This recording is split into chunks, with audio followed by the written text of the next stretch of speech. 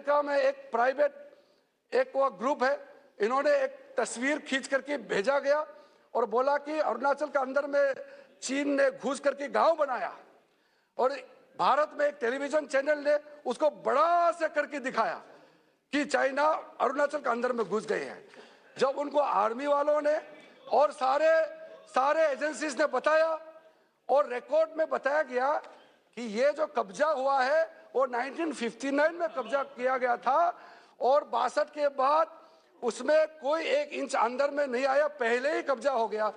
तो फिर क्लैरिफिकेशन जो दिया, छोटा सा न्यूज़पेपर का कोने में और टेलीविजन का वहां में छोटा सा क्लैरिफिकेशन दिया कि नहीं, न्यूज़ दिखाया है लेकिन ये न्यूज़ गलत है और जो कब्जा किया था वो 1962 से पहले कब्जा किया गया था।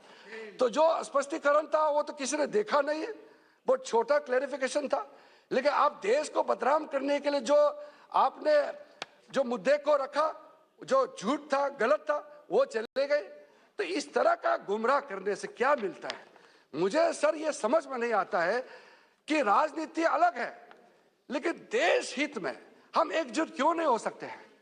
जब यूपीए सरकार के समय में आपने कानून लाया, एनआईए का कानून लाया, और मैं सदन में हमारे पार्टी की ओर से डिबेट का इनिशिएट मैंने किया। रिकॉर्ड देख लीजिए, चिदंबरम होम मिनिस्टर थे और हम लोगों ने भरपूर समर्थन किया। देश हित में कोई कदम उठाते हैं तो उसमें एकजुट होना चाहिए। आपका भाषा जो एंटी इंडिया और जो भारत को तोड़ने के लिए बात करने वाले पाकिस्तान के भाषा और कांग्रेस के भाषा में क्यों हमेशा तालमेल होता है, ये बताइए। आप क्यों ऐसे बातें करते हैं जिससे देश को नुकसान होता है? इसलिए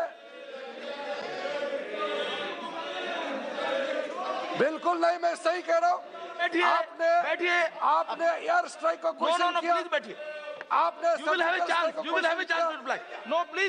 बिल्कुल मैं सर तर्क के साथ कह रहा हूं कि पाकिस्तान ने एयर स्ट्राइक क्वेश्चन किया तो आपने क्वेश्चन नहीं किया, और सर्जिकल स्ट्राइक को पाकिस्तान ने क्वेश्चन किया तो कांग्रेस पार्टी ने क्वेश्चन नहीं किया।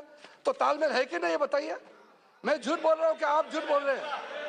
तो अधीर जी, मैं जो बात रखता हूं, मैंने जैसे पहले से कहा, हम लोग बहुत सालों से साथ में, इस सदन में हम झूठ नहीं बोल सकते, और झूठ तो छोड़िए हम मिसलीड भी नहीं कर सकते, और सोच समझ करके जिम्मेदारी के साथ हमको बात रखना है।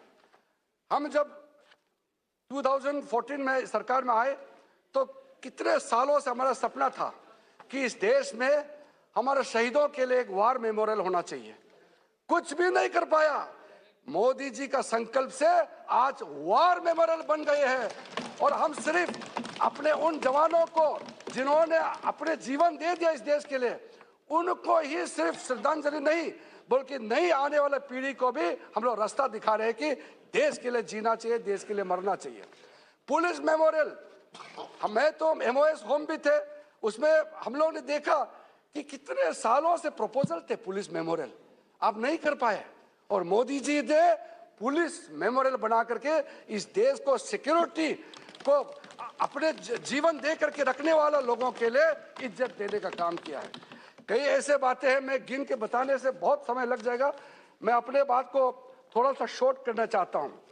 कल और एक फोटो दिखाया, जो अच्छा फोटो है दिखाने में हमारा कोई परे नहीं है, और वैसे तो नियम है, मैं जानता हूं इस सदन में हम पोस्टर या प्लेकार्ड नहीं करते हैं। उनके राहुल गांधी जी ने पोस्टर बैनर बना के लेके आया, फोटो वही एक ही बात है। आपके तो हमेशा आदत सा बन गए हैं, आप लोग यहाँ बैनर लगाते रहते हैं। आपके पास ही फोटो है। और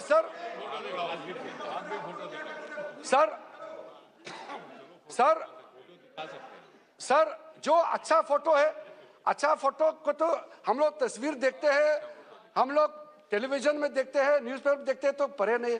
अभी ये कोई अच्छा फोटो है, देखिए, हम कोई ऑब्जेक्शन किया इस पे?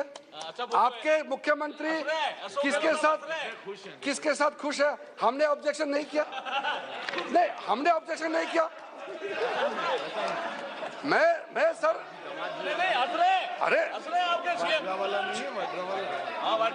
सर मेरे पास सर कई तस्वीर है, और सर मैं सर आपका फोटो अभी आपका ये देखिए दामाद के साथ है। आपके दामाद के साथ है सर। हमने आपत्ति नहीं किया, हमने आपत्ति नहीं किया। अरे इस देश को अगर उद्योगपति नहीं होगी, हमारी इंडस्ट्री नहीं लगेंगे, इन्वेस्टमेंट नहीं होगा, तो देश कैसे आगे बढ़ेगा?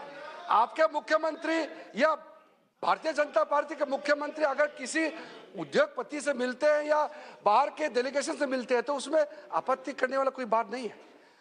आप भी पॉलिटिकल पार्टी चलाते हैं, हमारा भी पॉलिटिकल पार्टी है।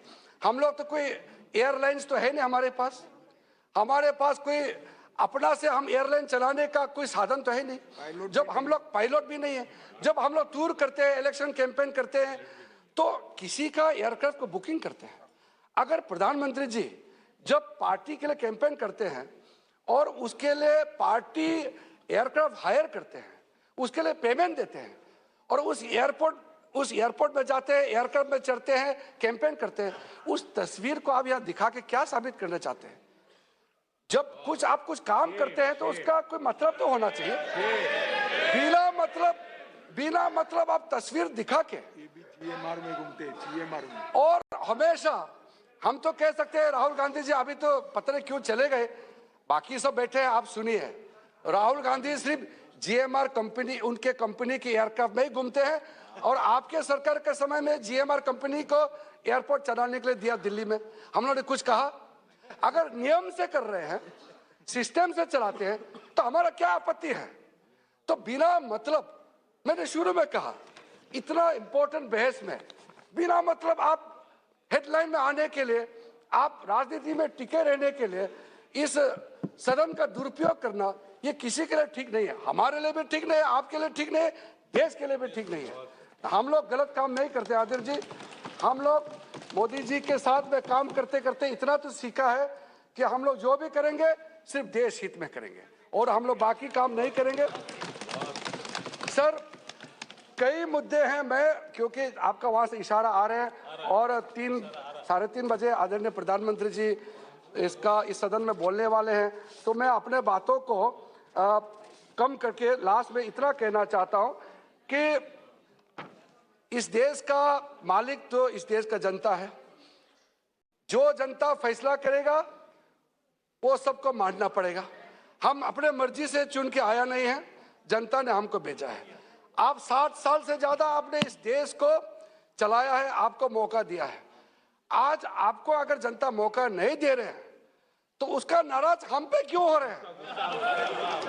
आपको जनता अगर विश्वास नहीं करते हैं, आपका 60 साल से आपका काम देख लिया है, कुछ हुआ नहीं आपके समय में। आप लोगों ने झूठ बोला, लूट लिया, पूरा जो क्रोनी कैपिटलिज्म, भ्रष्टाचार, हम भी खुद मेंबर ऑफ पार्लियामेंट होकर थक गए थे करप्शन का डेली हेडलाइन में पढ़ते पढ़ते आपके जमाने में। तब जा करके मोदी जी को भरोसा करके यहाँ लाए हैं, तो आराम से काम करने दीजिए और आप सवाल करना तो मुद्दे पे सवाल कीजिए, लेकिन गुमराह नहीं कर सकते हैं। इसलिए मैं सभापति महोदय जी आपके माध्यम से कहना चाहता हूं कि देश मोदी जी के साथ है। भले आप जितना गुमराह कर ले, देश ने ठान लिया है 2047 में भारत को विकसित राष्ट्र बनाने के लिए मोदी जी ने जो नींव रखा है, जो काम शुरू किया है, वो रुकने वाला नहीं है। आप अगर भटकाने का कोशिश करेंगे कोई सफलता मिलने वाला नहीं है। हमारा देश का जनता जागरूक हो चुके हैं, जाग चुके हैं और आपके गुमराह जो रास्ता आप दिखा रहे हैं उसमें कोई चलने वाला नहीं है। मैं अंत में आपके माध्यम से आदरणीय राष्ट्रपति जी को फिर से इस सदन की ओर से, पार्टी की ओर से, मेरे ओर से धन्यवाद देना चाहता हूं कि इतना शानदार देश को आगे ले जाने वाला, इस देश को सही रास्ते दिखाने वाला राष्ट्रपति जी का उद्बोधन हुआ है, उसका अभिभाषण हुआ है। उस अभिभाषण के लिए मैं आदरणीय राष्ट्रपति जी को बहुत बहुत धन्यवाद देते हुए अपना बात को यहाँ विराम